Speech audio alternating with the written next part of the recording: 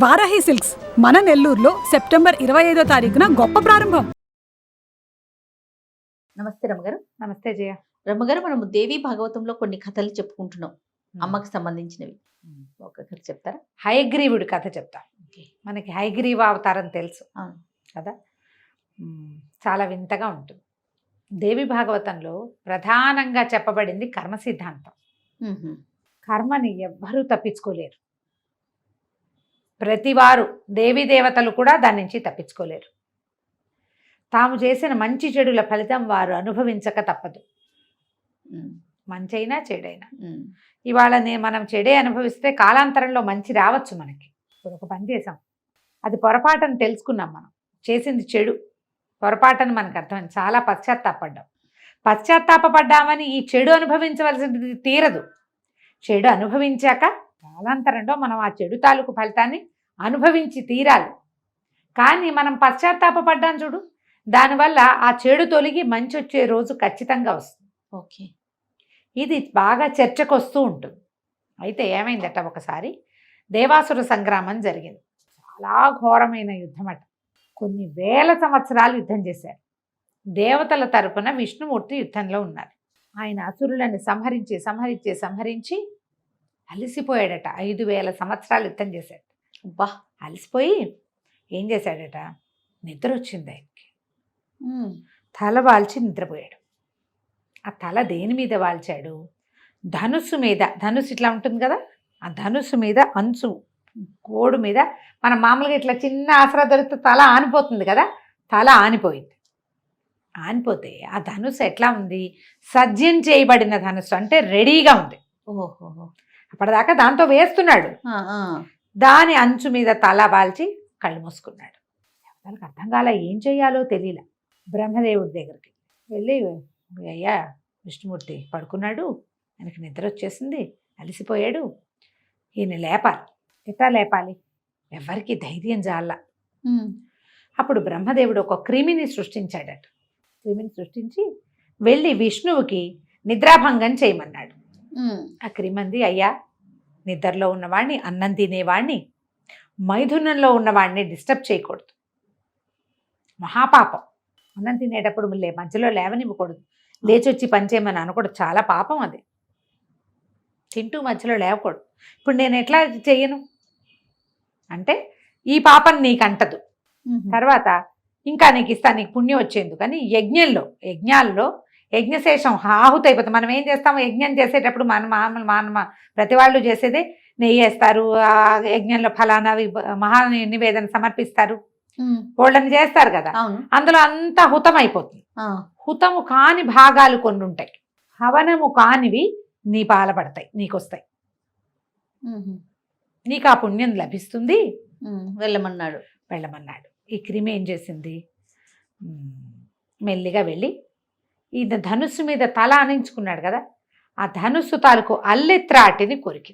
తాడు తెగిందనుకో, ధనుస్సు ఇట్లా లాగబడి ఉంది కదా, ధనుస్సు ఎట్లా ఉంటుంది, బద్దలా ఉంటుంది. బద్దని ఈ తాడుని గట్టిగా లాగి దాన్ని ఇట్లా బో ఆకారంలో కడతారు, ధనుస్సులాగా కడతారు, ఇట్లా బిగిస్తారు. రెడీగా ఇలా ఉండదు, అది ఒక గట్టిగా టైట్గా ఉండటం కోసం కడతారు. ఇప్పుడు ఇది కట్టేస్తే, ఇది కోస్తే ఏమవుతుంది, ధనుస్సు సాఫీగా అవుతుంది, ఇట్లా అంటుంది. అవును, మేలుకు వస్తుంది అనుకుంది. ఈ అల్లెత్రాటిని కొరికేసరికి ఈ ధనుస్సు ఫాట్మని కొట్టడం ఏంటి, విష్ణువు తల ఎగిరి ఎక్కడో పడిపోయింది. బొంతరాళ్ళు దద్దరిల్లిపోయినాయి. మరి క్రిమి కంగారు పడిపోయింది. సృష్టి ఈ స్థితికారకుడు ఏం చెయ్యాలి? దేవతలందరూ విపరీతంగా దుఃఖించారు. బ్రహ్మదేవుడికి ఏం చేయాలో తెలియలే. తల ఎగిరిపోతే ఆయన ఇట్లా కూర్చుని ఉన్నాడు, శిరస్సు లేదు. సముద్రంలో పడిపోయింది, జలంలో పడిపోయింది.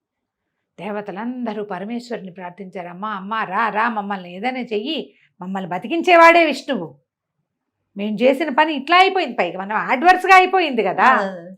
ఇక విపరీతమైన దుఃఖంతో మునిగిపోయినాయి ప్రపంచాలు అంతా, మొత్తం అంతా. పరమేశ్వరి వచ్చింది, ఆమె ప్రత్యక్షమైంది. వచ్చి కంగారు పడద్దు, ఏ కారణము లేకుండా ఏదీ జరగదు. పూర్వం ఒకనాడు విష్ణువు లక్ష్మీదేవి ఇద్దరు వ్యాహ్యాలకి వెళ్ళారు. సాయంకాలం ఆయన ఊరికే పనిమాల చూసి ఆమెను నవ్వాడు. ఏదో నవ్వుకున్నాడు. ఎందుకు నవ్వావు అని అడిగింది ఆవిడ. కారణం చెప్పల. ఏదో ఎందుకు నవ్వావో చెప్పు అని అడగరా? అడుగుతాం కదా ఆ, సహజం. అడిగింది. ఆవిడ ఎంత అడిగినా ఆయన సమాధానం చెప్పల.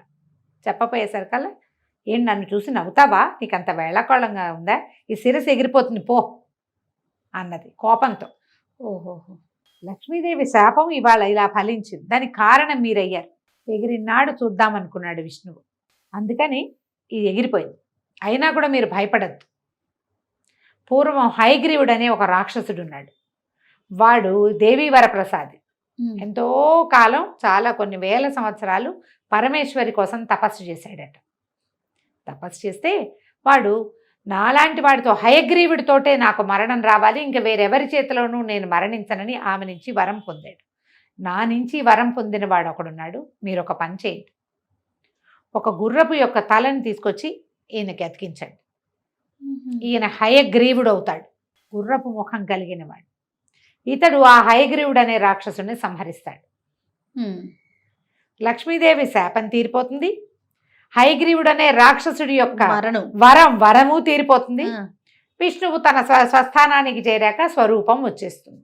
బాగుంది. ప్రస్తుతం మన మీ సమస్య తీరుతుంది అనగానే వీళ్ళు ఏం చేశారు, మహాద్భుత శిరస్సు కలిగినటువంటి ఒక అశ్వాన్ని వధించి దాని శిరస్సును తెచ్చి దేవశిల్పులు వచ్చి, మీ మెడ అతకద్దు, తెగిన మెడని శిరస్సును అతికించడానికి దేవశిల్పులు మయుడు వాళ్ళు అంతా వచ్చి ఆ శిరస్సుని విష్ణుమూర్తికి అలంకరించారు.